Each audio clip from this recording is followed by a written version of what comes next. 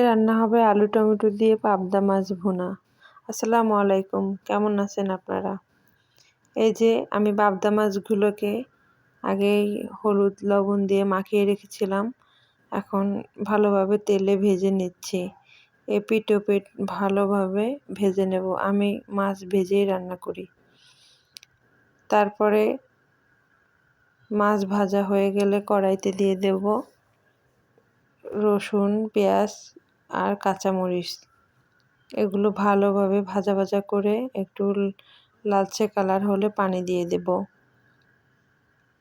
এবার আস্তে আস্তে সকল মশলা দিয়ে দেব। এখানে আমি লবণ দিয়েছি হলুদের গুঁড়ো, আর দিয়ে দেব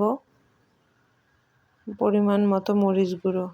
আমি রান্নাটা লাল মরিচ দিয়েই করলাম, কাঁচা মরিচ অল্প দিয়েছি, লাল মরিচ একটু বেশি দিয়েছি। এবার ভালোভাবে মশলা কষিয়ে নেব। এই যে এবার দিয়ে দিলাম জিরা গুঁড়া। আমি জিরার গুঁড়ো দিয়েছি, আপনারা বাটা জিরাও দিতে পারেন।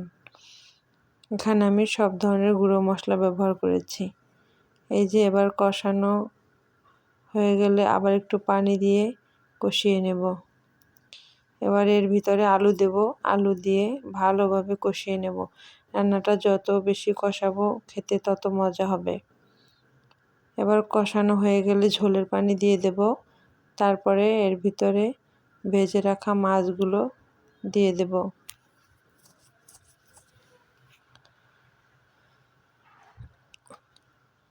এবারে এর ভিতরে মাছগুলো আস্তে আস্তে দিয়ে দিলাম। এই যে তারপরে দিয়ে দেব কেটে রাখা টমেটো। বাস তৈরি হয়ে গেল মজাদার পাবদা মাছ ভুনা।